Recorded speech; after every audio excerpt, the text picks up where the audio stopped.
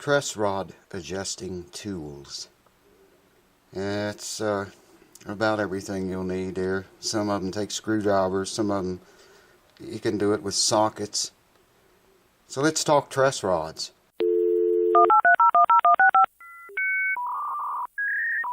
Well, welcome back, YouTube heads, to the house that never sleeps. We're going to talk about truss rods today, and the many fears of tightening them. People's afraid to tighten their truss rods. They're afraid to mess with it. They'll take their guitar to a shop somewhere and pay some dude big money, often too much money, to tighten their rod or loosen it or adjust it or set their neck relief or whatever. The old truss rods, you know, most of them were like one-way rods. As you tighten the nut up at the end of it. Let me use this. When you tighten the nut up here, tighten it, that bends your bow backward. It bows your neck backwards this way, okay? And there's no adjustment for loosening it. You just loosen the rod and let the strings pull the neck back this way, okay? In fact, I made a little thing here. I'll show you. Check that out. Look at the saddle. We'll call this end the saddle, and this end's where the nut would be, okay? So, you want perfect relief, about, I like about 12 thousandths relief. When you tighten your truss rod, this is what happens to your neck. See, the strings go down again the fretboard. When you loosen it too much, the strings pull it back, and well, that's the idea. That doesn't always happen. Sometimes you have problems there, but anyways, that's why they invented a two-way truss rod, which we're going to talk about.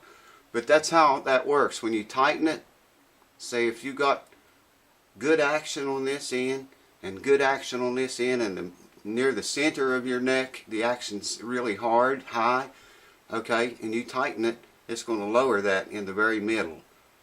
Mostly. If you loosen it and everything works right with a one-way rod, it's going to raise your action up in the center if it works right. Two-way truss rods are commonly used in newer instruments, and well, they've been around for a while. Here's what they look like.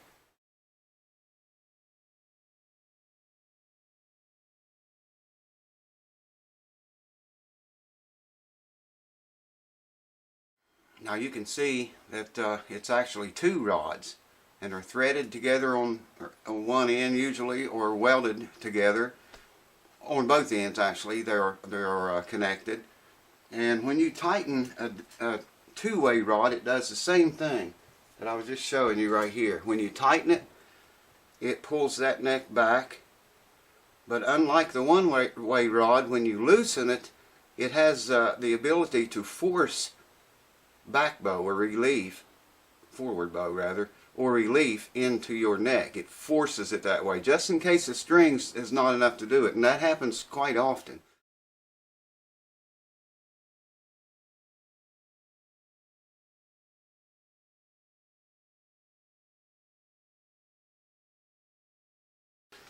The strings doesn't always work in your favor. So a two-way rod, you know, like I say, when you loosen it, so to speak, you can actually bend a forward bow into that neck that may not want any forward bow. It's what's so nice about two-way rods. Always use a tool that fits. Man, I cannot stress that enough. You know, once you round off that nut, or whatever it is, there's a lot of different, some of them's got a hex head, some of them's Allen keys, some of them's takes a flat screwdriver. I'll show you what it looks like here. I've almost got this one out already. But, you know, it's nothing to be afraid of. It's really not. If it starts getting really tight, there it comes.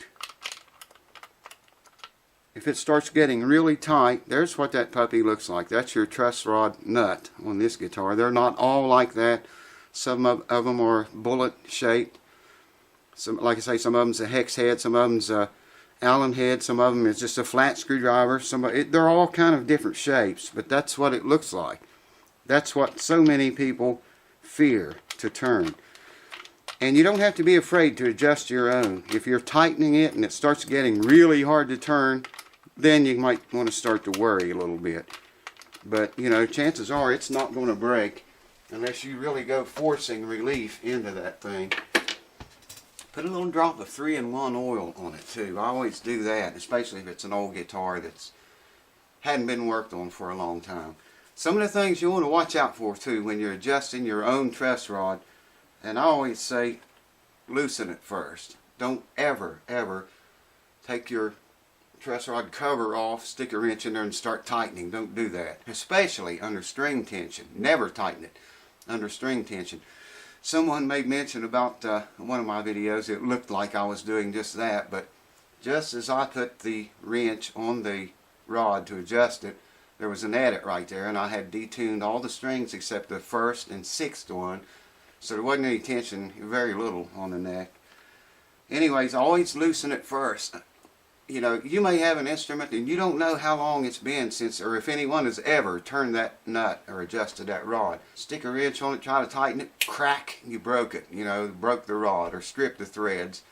So always loosen it. That's working in the truss rod's favor. Help the truss rod. Say when you are tightening it, okay, tighten it up, trying to get that back bow into it. Help it, man. Put one end of the guitar, something on each end, or put a clamp, a board and a clamp on it, something to help bend it, help force the neck in this direction as you are tightening it. That takes a great amount of relief off of the rod. Anyways, help it. You know, if you're trying to tighten it and your rod is getting, your nut's getting really hard to turn, you know, put a couple of small blocks, leather of course between the blocks and the fretboard, and put a board across like this, and put a clamp in the middle to shove up on the center of the neck as you're tightening it. Don't break it. I'm just saying, help it a little bit, and it'll make that a lot easier to turn. You can overdo that and break your neck if you go very much with the clamp, so be careful doing that. But it works. Even loosening the rod, if it's a two-way rod and you're trying to get relief into it, you know, put something under each side of the neck, shove down on the center of the neck as you're putting relief into it. If that two-way rod is getting tight as you're loosening it, and they will. So that's another thing to watch out for. Usually they have what we call a 1032 threads. Almost all of them have that. All that is you turn the nut 10 times, it moves 1 inch on the rod. You would never have to turn it that many times on a truss rod unless you're taking the nut off maybe. But that's all that is. And a lot of misunderstandings on some of my videos I've mentioned, check the truss rod first before we do anything, any other repairs. And I would always say, if the truss rod doesn't work, we're pretty much done. Well, that's been misunderstood a lot. Let me clear that up now. Usually, it's not done. You can take off, you can start on either end and take this fretboard off. It separates from the neck here, okay? Take the fretboard off, and there's usually a skunk strip, it's called, just a piece of wood that they glue in over top the truss rod, so glue from the fretboard doesn't get down into the rod when they glue the fretboard on. Anyways, take the if you break it or strip it, you got to take the fretboard off, take out the skunk strip, and then get down in that exposes the rod. Take it out, make a new one or buy a new one. I've made plenty of them. I haven't made any for a long time, but I've made several before. That's what I meant. The owner probably didn't want to spend that much money because it gets expensive if you have to do that, and usually they don't want to do it. So that's what I meant. If the truss rod doesn't work, we're done, unless the owner wants to spend another $200-300 or whatever to replace the rod. But that 1032, that's just the tap size. You know, it's a thread measurement is what it is, and it's a standard that they use on almost every truss rod threads. String gauges, if you go from well, depending on how tight or strong your neck is, sometimes if you go up one string gauge, you're going to have to do a little truss rod adjustment. Sometimes you go down a gauge, you have to adjust a little bit for that. Your guitar is set up, it's actually built around a certain gauge of strings, and that's what their manufacturer recommends, and you should stick very close to that. You can actually pull a guitar apart by putting too heavy of strings on it. You know, the guitar wasn't designed for that. As you know, a lot of them, the adjustment is in the peg head end, some of them's in the body end. The body end ones, as you've seen on that bass that I had here, you often have to take the neck off of the guitar to get to that, and it's all guesswork. I mean, them kind are. You just got to adjust where you think it needs, put the neck back on, tighten up the strings, check it. If it's not right, loosen the strings, take the neck back off. And Reverend guitars, by the way, I think some other ones do it too. They have a couple of little screws in the neck plate that goes on the back of the guitar where the neck bolts are. Reverend guitars has a couple screws that you just loosen a little bit and it holds the plate in place. So, you know, you can take the neck loose without actually taking it clear off and the plate falling off and all that. Or you can take the neck off and the plate will stay there. That's a real nice idea, I think. Hats off to them for thinking of that. Let's see, what else? The old one-way truss rods have, it's usually called an anchor in the end, opposite end of the adjustment nut. And that anchor is to dig into the wood and hold the rod to keep the whole rod from spinning as you're turning the nut. But that's different. I'll show you a picture of that. I think I have one here.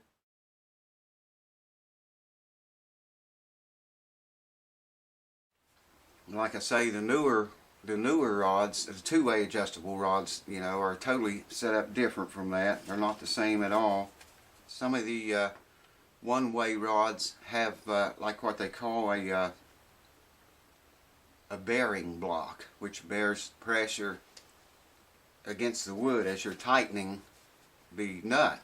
A bearing block is, you know, where all that pressure is. That's on the old ones as well. I might have a picture of that. I'll put it on here if I can find it.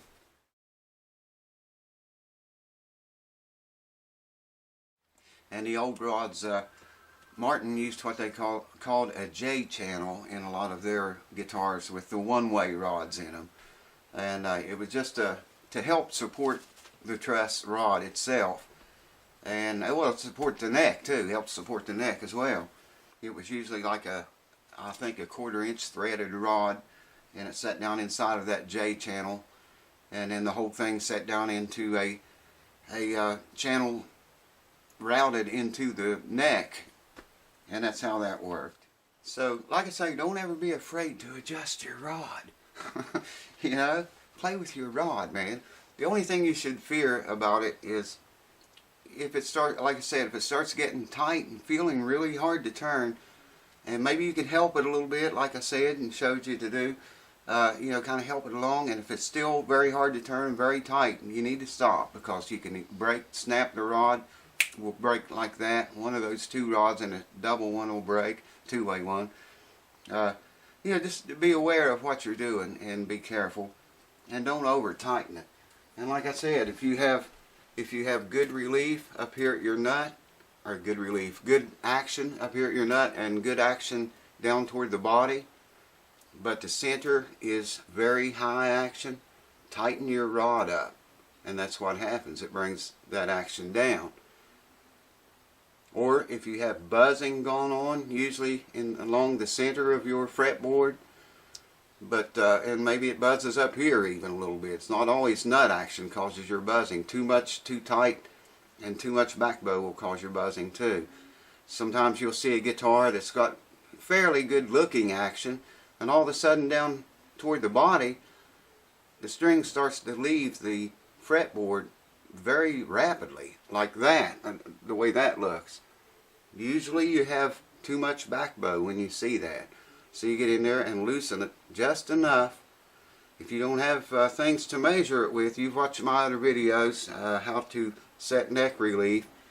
Like I say, I like mine at about 12 thousandths on most guitars. And basses too, electric basses. But that's not always the case. Some people likes more, some people likes less. It depends on the individual. But the idea is, you know, to watch the center of your neck, near the center, along the center, and you know, as you tighten it, you're going to get that. As you loosen it, you're going to get that. Of course, I'm over exaggerating there a little bit, but you get the idea, I hope. And like I say, pay attention to how that feels. If it gets tight and hard to turn and you're kind of helping it along like I told you, you need to stop, because you're pushing your limits a little bit there. You could break it or strip the threads. But that's shed some light maybe on truss rod adjustment for you. Don't be afraid to try it. Always loosen it first.